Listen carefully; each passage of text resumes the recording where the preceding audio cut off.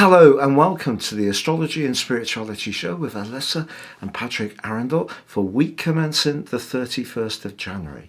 A week which begins with a glittering new moon in the sign of Aquarius. It gives us an opportunity to set our intentions around friendships, longer term planning, higher values, anything to do with groups, community, and of course networking. Networking, a big part of modern society through social media for sure.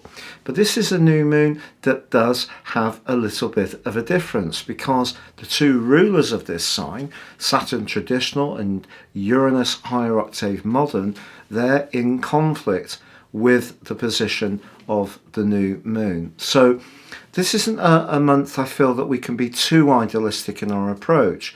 Yet Mars in Capricorn, exalted, is forging a glorious link with Jupiter, one of the most galvanizing and self-confident of aspects that we can get.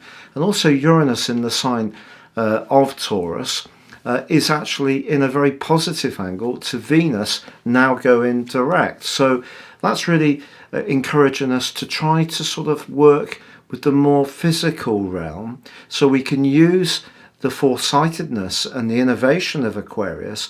But I think the way that we need to make it work for us is staying very grounded and earthy in our approach. So in other words, if we're too airy-fairy, we mix business with pleasure without really thinking about what the implications might be, then this new moon could be a little bit inhibiting. But if we think about the big picture, that's a great Aquarius energy, but just also think about how we can get tangible results. That earthy energy that's washing around at the moment, supported by Jupiter in its home zone of Pisces, can see us actually still make progress this week.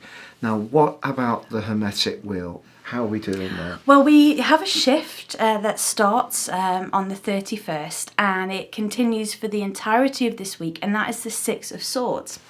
The Six of Swords is to do with our intellect. Swords represent our mind and our thought processes. And the Six is about letting things go, moving on from difficult situations. It's not necessarily a card where we're jumping up and down with glee about the prospect of a new beginning, but it is a card that says we're moving on from something difficult.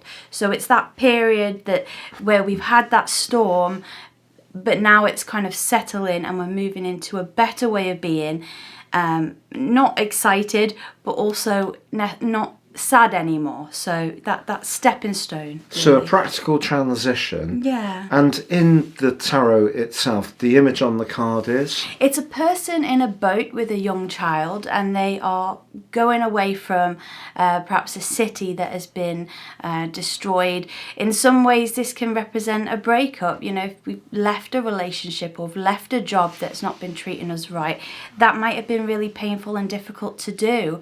But this card suggests that we're on to better things, even though we might not be able to see those silver linings quite yet. Right, that's brilliantly explained. Now, we had a few suggestions for the word of the week this week, and one of them we really liked, which was altruism, because, you know, that's a counter energy to the obsession with materialism that seems to be all the vogue. But we're actually going for intuition, because intuition is, and we'd love to explore altruism more, and we will do another time, but intuition just called out to us, because how many times have we all done things where I knew I shouldn't have brought that car, I knew I shouldn't have got into that relationship with that person, I really went for this because although everyone was telling me I shouldn't have got together with this person because of XYZ, I went for it because my heart told me it was the right thing to do. So what's your take on intuition? I think intuition is very primal, really, in us. You know, it can be a spiritual thing, but I think it's also helped us evolve over thousands of years, that intuition to know when danger's near or something like that. And it's also funny when you might think of someone and then you get a text off them, or they speak to you. It's like we're picking up on that sixth sense, if you like, but something that we may be able to feel intuitively inside. And I think we need to listen to what our intuition is telling us. And how do we decipher between what our brain might be saying and what our intuition's saying? Well, I think intuition's kind of that it can be a very small voice. It's not necessarily the loudest voice within us, but it's that pull telling us that something is right or maybe isn't right. And I think the more we use that skill, which we all have, the more we can develop it. There's a really fun game I used to play actually with my brother when he was small, and it was, we'd see which car was going to come around the corner. So we'd say, is it going to be a red car or a blue car? And it was kind of just like a little psychic game too. Well, we still play that game now. Yeah, we do. And you're absolutely brilliant at being a hindsight psychic. Yeah, no, this is funny. Have you ever had those moments where you think of something and then it happens and you think, oh, I should have said that. I knew that was going to happen. And we laugh and we call that hindsight psychic. So, yeah, there's definitely something in our intuition. But it's about trusting it, isn't it? Yeah. And sometimes with all the sort of white noise that's out there, or people around us who might be very opinionated, sometimes it's hard to go with what you really feel in your gut. Much easier to go with what the group feel. And takes much more courage in a way to follow your intuition.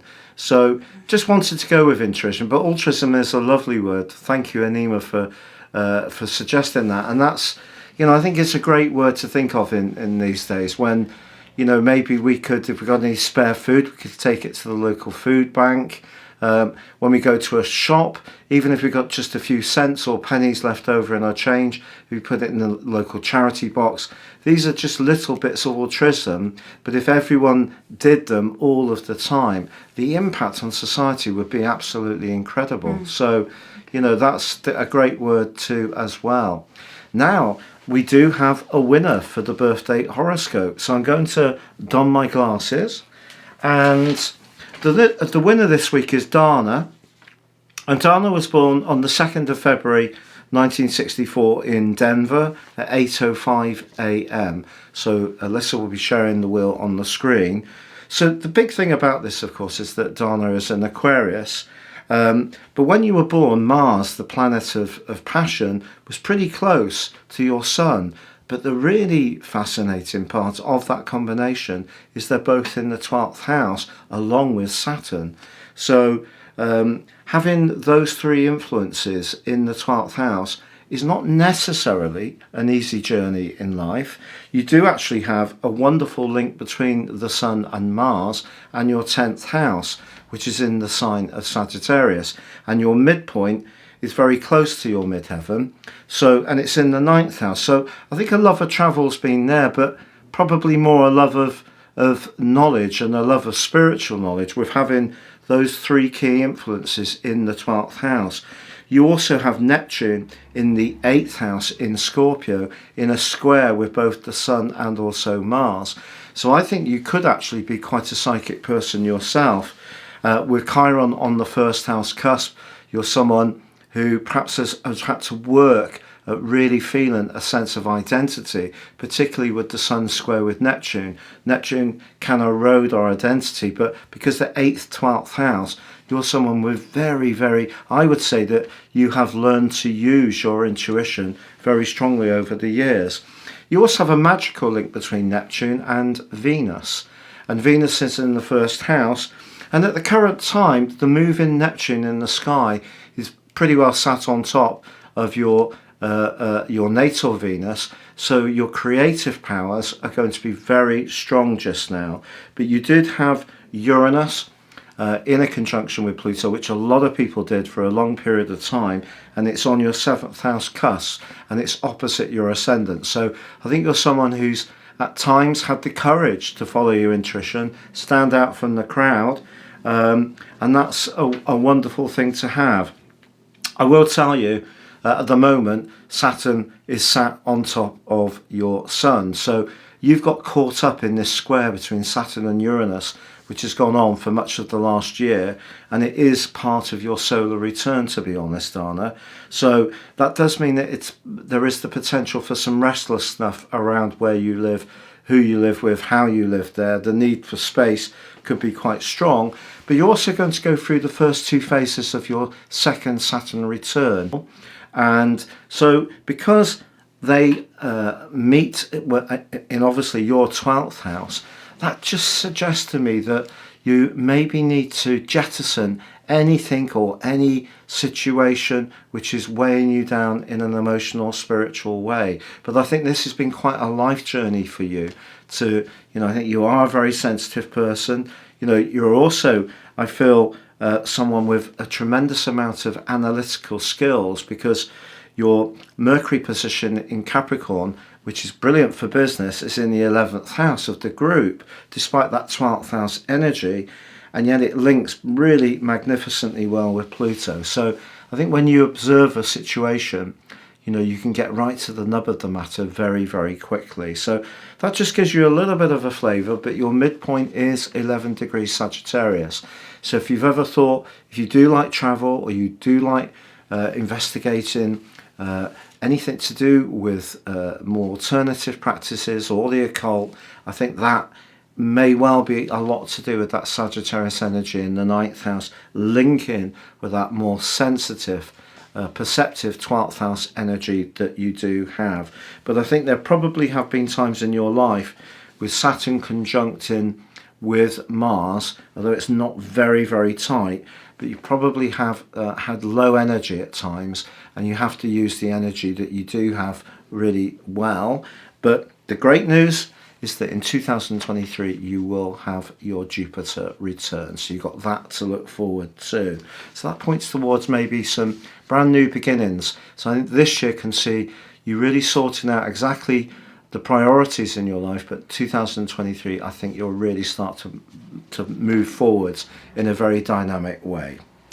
So if you would like to enter for the free prize draw, now this will be for week commencing the 7th of February, then please drop your information underneath this video, or you can write to me directly through my website if you want to keep that information confidential. Also, if you'd like to suggest a word of the week, we've had 2 really this week, but if you'd like to suggest a word of the week, we'd be very grateful for that. Thank you for 2 new patrons signing up, we're very grateful for that, and all your kind interaction and comments as usual. Anything else you would? So we got the oracle card. Yes, I've been keeping these a bit hidden, so right. We nearly missed it. So this week I thought we'd have a little look at the Angel Therapy oracle cards. Okay. To see what message comes up for right. our week. So the words on this card is solar plexus chakra. And it says here, it is safe for you to be powerful and take charge of your life in positive ways. Maybe this goes with the word intuition that we were talking about earlier. Our solar plexus is the chakra within us that talks about our power, our creativity, our drive. And this is saying it's safe to be powerful. Sometimes when we shine our light brighter, other people don't always like it. Actually, especially in Britain, or if we change, people will say, "Oh, you've changed." Yeah, but I think American natural. People generally have much more ease with saying things in a confident, self-confident way, like "I'm good at this." We really recall from that in Britain. There's a sort of real desire somehow to always embrace the lowest common denominator. Oh, I'm no good at that. Oh, I'm really sorry I bumped into you, even though it's nothing to do. It's sort of like tripping over with politeness to be, in some ways playing our skill sets down. Yeah, and that can really actually become it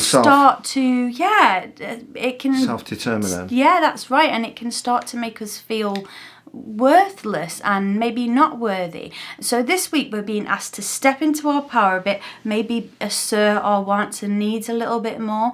Maybe we could just practice this if we feel a bit timid about it, but just practice asking for what we want, practice saying what we think without the fear of judgment. We may get that judgment back, but this card is saying, that practice will make perfect in the end. So a little exercise for this week. That's brilliant. Well, thank you so much for joining us and all your kind comments. If you've yet to subscribe to the channel, we'd be honoured if you would. We really appreciate our subscribers, and we do try to stay in touch as much as possible. If sometimes a lovely comment doesn't get answered, please just know that it's not intentional. We have had a lot going on in the house still this week. I've had people here every single day this week. We're still not in our normal room, and so it's just taking a little bit of juggling, so please bear with us. Have a great week, stay safe, and from the A-Team it is goodbye from him And it's goodbye from me. Goodbye.